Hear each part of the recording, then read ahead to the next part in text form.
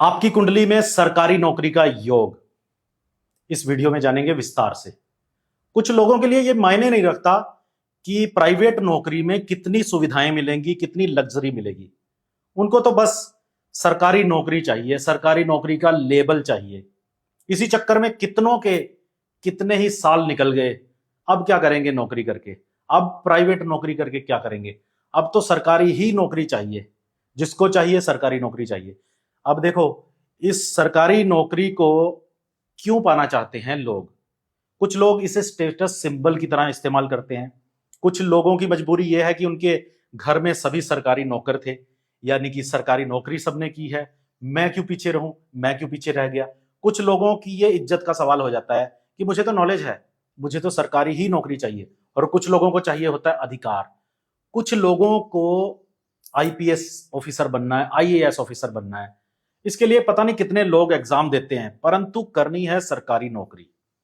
तो आपकी कुंडली में यदि सरकारी नौकरी का योग है तो आपको जरूर मिलेगी, लेकिन कितनों को मिलेगी यह भी तो देखना आवश्यक है ना। तो इसीलिए हमारा ये आज का वीडियो है। अपनी जन्म कुंडली खोलो और देखो कि आपकी कुंडली में राज्य कृपा कारक ग्रह कौन से हैं। पहली बात तो सूर्य और चंद्रमा, बृहस्पति, ये राज्य कृपा देने वाले ग्रह माने गए हैं। बुध भी इसको बीच में मिला लो, ये राज्य कृपा देते हैं। सूर्य देता है एडमिनिस्ट्रेशन में काम, यानी कि सीधा आईपीएस आईएएस। मंगल थोड़ा सा नीचे की पोस्ट होती है, लेकिन मंगल भी आईपीएस आईएएस बनाता है। बुध बनाता है अकाउंटेंट, बैंकिंग में नौकरी दे देगा, या ऐसी नौकरी देगा जिसके अंदर आपका काम लेखन का हो। बृहस्पति आपको हमेशा गजेटेड ऑफिसर बनाता है, या फिर ऐसा ऑफिसर जो सिर्फ हुक्म देता है और जिसको सिर्फ साइन करना होता है। गजेटेड ऑफिसर, कचहरी, कोर्ट कचहरी में काम, या फिर टीचर बनाता है बृहस्पति। चंद्रमा आपको ऐसा ऑफिसर बनाता है जिसकी एक जगह ड्यूटी नहीं होती, जिसका फील्ड में काम होता है। अगर शुक्र की बात करें तो शुक्र आपको सरकारी नौकरी देता नहीं, सरकारी नौकरी से हटाता है। जो लोग सरकारी नौकरी छोड़कर अमीर बन गए वो शुक्र से संबंधित थे, और जो लोग सरकारी नौकरी बिल्कुल ही नहीं करना चाहते, प्राइवेट ही सेक्टर में रहना चाहते हैं और बहुत फास्ट ग्रो करना चाहते हैं, शुक्र से ही संबंधित हैं। शनि के अंतर्गत वो ग्रह, वो लोग हैं जो लोग रेलवे में काम करते हैं, जो लोग छोटी मोटी पोस्ट पर काम करते हैं, या फिर क्लरिकल काम है जिनका, जो लोग छोटी पोस्ट से भी संतुष्ट हो जाएंगे। तो यह सभी ग्रह आपके कैसे हैं आपकी कुंडली में, इसको जाने बिना सरकारी नौकरी के लिए क्यों प्रयास कर रहे हो? पहली बात तो इसके लिए मेहनत बहुत अच्छी चाहिए होगी। फिर मेहनत पूरी करने के बावजूद आपको भाग्य का सहारा चाहिए।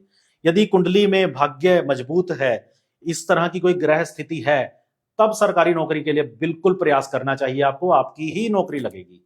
तो आइए जानते हैं सरकारी नौकरी किसकी लगेगी। कभी भी ज्योतिषी के पास जाओगे, सरकारी नौकरी के लिए पूछोगे, ज्योतिषी सिर्फ एक बात देखेगा कि सूर्य कहां बैठा है। सूर्य पहले स्थान में, दूसरे स्थान में, पांचवें स्थान में, सातवें, नौवें, 10वें, 11वें स्थान में हो तो सीधा सीधा बोल देगा कि सरकारी नौकरी का योग है। ऐसा नहीं है।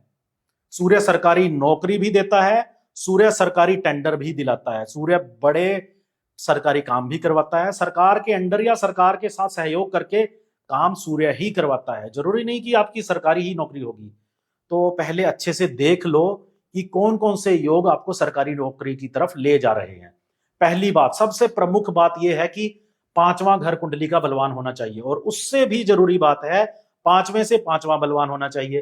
पांचवां बलवान होगा तो आपकी बुद्धि है, परंतु पांचवें से पांचवां बलवान है, आपकी बुद्धि प्रखर है और भी अधिक अच्छी है। और जो पांचवें के बाद आठवां नौवां स्थान है ना, वो अगर मजबूत हो तो फिर आपको नॉलेज पूरी है, और आप ऐसे प्रभावशाली तरीके से पेपर पास करेंगे और सारे इंटरव्यू क्लियर करेंगे कि आपको सरकारी नौकरी जैसे आप ही के लिए बनी हो।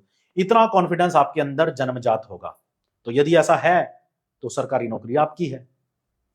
तो सरकारी नौकरी में एक और चीज बात ध्यान रखने की यह है कि आपकी कुंडली में यदि बुध बलवान है तो बैंकिंग की तरफ जाइए, आप किसी और लाइन में नहीं जा सकते। यदि शनि मजबूत है तो रेलवे में ट्राई कीजिए, या फिर क्लरिकल जॉब ढूंढिए, स्टाफ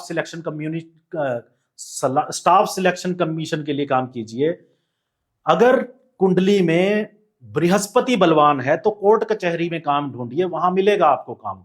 आप जज बन सकते हैं, आप वकील बन सकते हैं, और इसी रास्ते पर, इसी राह पर आप आगे जा सकते हैं। आप गजेटेड अधिकारी बन सकते हैं, गजेटेड ऑफिसर बन सकते हैं। यदि चंद्रमा मजबूत है तो मैं कहता हूं आपको कि सरकारी नौकरी नहीं, आप प्राइवेट कोई काम करके देखिए। चंद्रमा मजबूत है तो यात्राओं से जुड़ा काम करके देखिए। एक जगह टिककर बैठकर काम करोगे तो वो आपको फलकारक नहीं होगा।